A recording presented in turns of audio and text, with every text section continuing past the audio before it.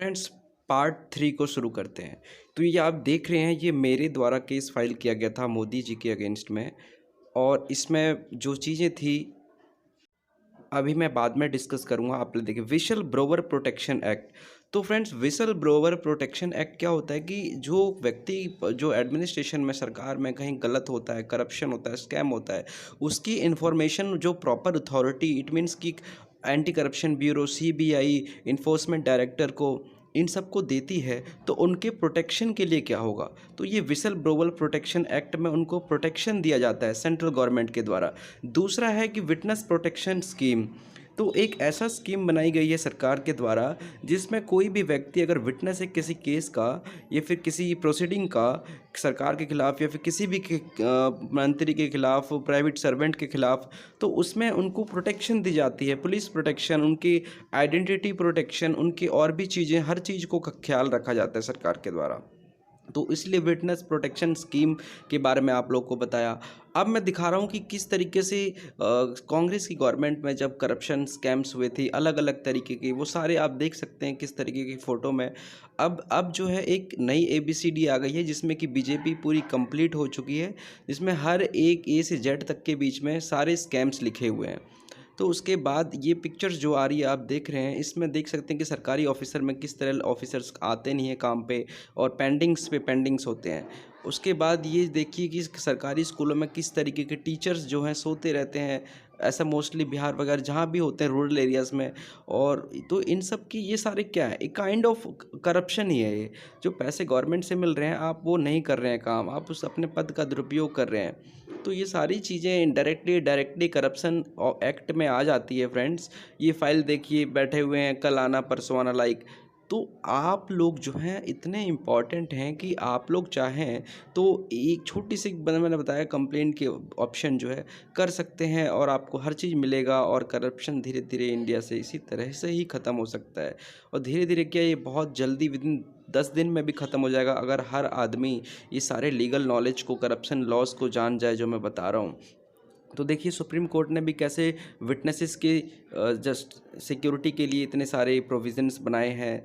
ये फ्लाईओवर का हुआ था स्कैम केरला में। ये हमारे दिल्ली के जो हैं कमिश्नर हैं, तो ये सभी पब्लिक सर्वेंट हैं। ये देखिए कि उत्तर प्रदेश में राशन का स्कैम हुआ था, राशन कार्ड का, जहाँ पे पैसे लिए गए थे ऑफिसर्स के द्वारा, ये सारे पकड़े गए हैं। ये देखिए, दिल्ली असेंबली में एक रेजोल्यूशन पास किया कि 2500 करोड़ का जो स्कैम हुआ था उसकी CBI जांच हो ही जाए। तो फ्रेंड्स, मैं ये बताना चाह रहा हूँ कि ऐसा आप जैसे कि आप लोग कहते हैं, ये देखिए 16 बीजेपी MLA के खिलाफ फार्मर फंड के लिए केस फाइल हुआ है। अब देखिए, तो इतने पावरफुल हैं उसके बावजूद भी ये सबके खिलाफ केस फाइल होते हैं और प्रोसीडिंग चलते हैं। ये देखिए, केरला में पब्लिक वर्क डिपार्टमेंट के जो ऑफिसर हैं, मिनिस्टर हैं, उसको विजिलेंस ने अरेस्ट कर लिया। अब ये देखिए, यहाँ पे मैंने एक केस मोदी जी के खिलाफ करप्शन के लिए किया था।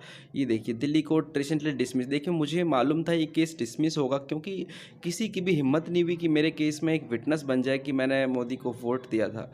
देखिए, CBI ने 7 लोगों को अरेस्ट किया NPCC के ब्राइबरी केस में, देख रहे हैं ना आप।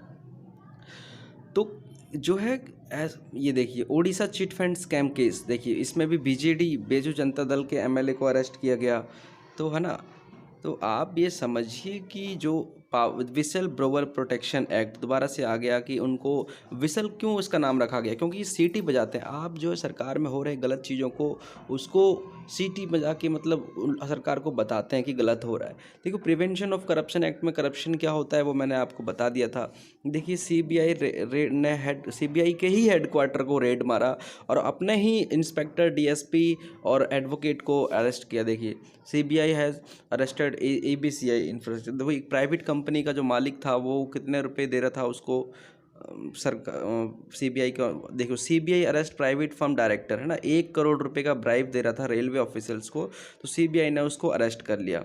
ठीक है। देखिए, अभी CBI ने अपने इंस्पेक्टर को, ये 10 दिन पहले की बात है, 5 दिन, CBI इंस्पेक्टर अपने इंस्पेक्टर को और अपने प्रोसिक्यूशन ऑफिसर को और अपने DSP को, सबको देखिए 4,300 करोड़ के मामले में सस्पेंड किया गया और इन पे केस चल रहा है। पटना हाई कोर्ट ने रिसेंटली देखिए 4 जुडिशियल ऑफिसर को सस्पेंड कर दिया और इनके खिलाफ करप्शन के एलिगेशन चल रहे थे, उन पे केस चल रहा है। ठीक है। अभी अब देखिए कि 17 लोग जो हैं पटना हाई कोर्ट में, मतलब पटना के डिस्ट्रिक्ट कोर्ट में बिहार के, इन लोगों को सस्पेंड किया गया है। देखिए उसके बाद पंजाब हरियाणा हाई कोर्ट में भी सीनियर सिविल जज को सस्पेंड किया गया है मिसकंडक्ट के लिए, अपने प्रोफेशनल, मतलब वो भी करप्शन एक्ट में आता है। ये देखिए, और भी एक्स्ट्रा 4 ऑफिसर्स को पंजाब हाई कोर्ट ने सस्पेंड किया गया, इसमें जज भी हैं, एडिशनल सेशन जज भी हैं, इन लोगों को किया गया है।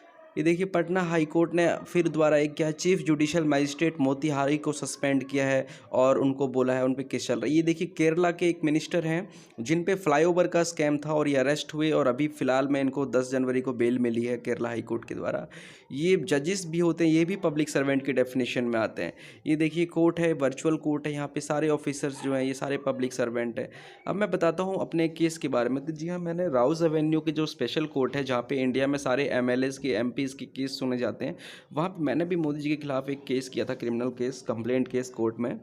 एलिगेशंस थे कि उन्होंने 15 लाख रुपए जो प्रॉमिस किया था इलेक्शन में देने का, तो इस तरह का जो स्पीच है वो अनड्यू इन्फ्लुएंस इलेक्शन में कहा जाता है, आरपी एक्ट के तरह, आरपी एक्ट में अपराध है। ये देखिए मेरा नाम, आप देखिए जजमेंट की कॉपी है, उसका फर्स्ट पेज है। ऑर्डर हुआ था 21 सितंबर 2020 को।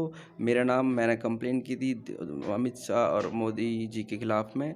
तो मेरा पर्पस था कि ये चीज़ों को कोर्ट के समक्ष लाया जाए, कोर्ट की क्या इसमें डिसीजन है। बट मुझे पता था ये directive principle of state policies के अंडर आती है, तो इसमें कोई ऑफेंस नहीं बनता है। लेकिन ऑफेंस बन रहे थे एक दो में, तो उसके लिए विटनेस नहीं थे जिन्होंने जो बोलते कि वोट मैंने दिया था मोदी जी को। तो ये उसके एलिगेशन से मेरे क्या क्या हैं, पहले में देखिए पैरा 2 में है 15 लाख रुपए की बात है।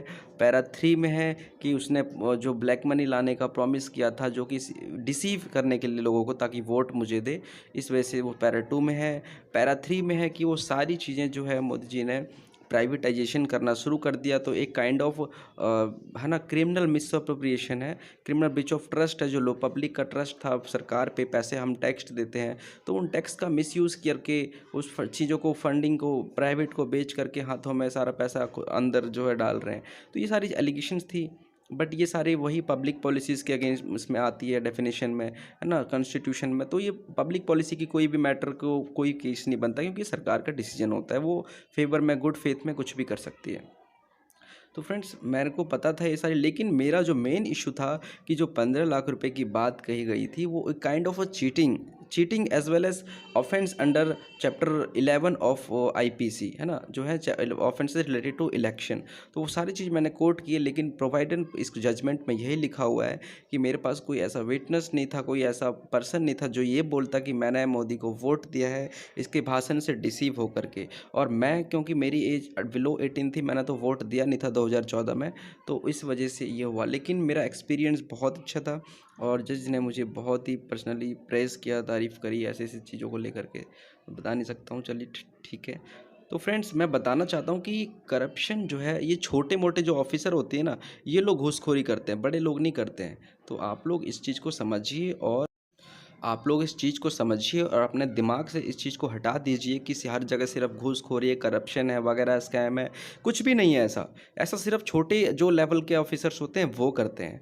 तो आप जो कॉम्पिटेंट जगह है जहाँ पर शिकायत करनी चाहिए बड़े लोगों पे, DSP, SP, anti corruption bureau, enforcement director, तो यहाँ पे करनी चाहिए। फिर देखिए आपका कैसे काम होता है और कैसे। तो फ्रेंड्स सरकार अच्छी है, सरकार के पॉलिसीज़ अच्छे हैं, लॉ अच्छे हैं, बस जनता को बदलना है, जनता को समझना है कि करप्शन लॉ क्या है, इसके अगेंस्ट हम क्या कर सकते हैं। और जिस दिन जनता यूज़ करने लगी उस दिन से करप्शन नेक्स्ट डे से ख़त्म हो जाएगा, क्योंकि अभी कोई अकाउंटेबिलिटी नहीं है, तो उसी हमारे साथ ऐसा होता है। अभी हम लोग पैसा देते हैं एज अ टैक्स गवर्नमेंट को, तो गवर्नमेंट से हम उसका हिसाब नहीं मांगते हैं कि पैसा कहाँ खर्च हो रहा है, नहीं हो रहा है। तो इस वजह से वो सारे पैसे गबन हो जाते हैं, उसका कोई रिकॉर्ड नहीं, क्योंकि हम लोग मांगते नहीं हैं, तो हमारी गलती है ना। हमें आरटीआई के थ्रू मांगनी चाहिए इन्फॉर्मेशन, और उसके बाद हर व्यक्ति जब ये काम करेगा तो किसी की हिम्मत नहीं पड़ेगी कि करप्शन कर दे, क्योंकि जवाब देना पड़ेगा। क्योंकि लोग इतने मेजर संख्या में ये अवेयर हो जाएंगे इस चीज़ को लेकर, अपने राइट्स को लेकर के, अपने पैसों को लेकर के, सरकारी संपत्ति को लेकर के। तो ये फ्रेंड्स मैं कहना चाहता हूँ कि आपको कोई भी प्रॉब्लम नहीं है, आप इसको बिल्कुल गुप्त गुप्त तरीके से कंप्लेंट कर सकते हैं। आपको हर चीज़ मिलेगी, प्रोटेक्शन मिलेगी, कहीं कोई डर नहीं होता है। आप मैटर हाई और ऑफिसर्स के पास जाइए, anti corruption bureau, CBI court, enforcement director, मैंने कुछ लिंक्स दे रखे हैं इस वीडियो के नीचे, वो सारे अलग अलग डिपार्टमेंट के हैं जहाँ पे अप्रोच कर सकते हैं। और इस तरीके से कोई भी सरकारी ऑफिसर या सरकारी ऑर्गेनाइजेशन में अगर आपका काम कहीं पे रुक रहा है तो आप उसको फटाफट करवा सकते हैं, क्योंकि जब आप ये लॉ जान जाएंगे तो हर कोई ऑब्वियस है कि आपसे डरेगा, क्योंकि वो गलत फिर नहीं करेगा। Thank you friends.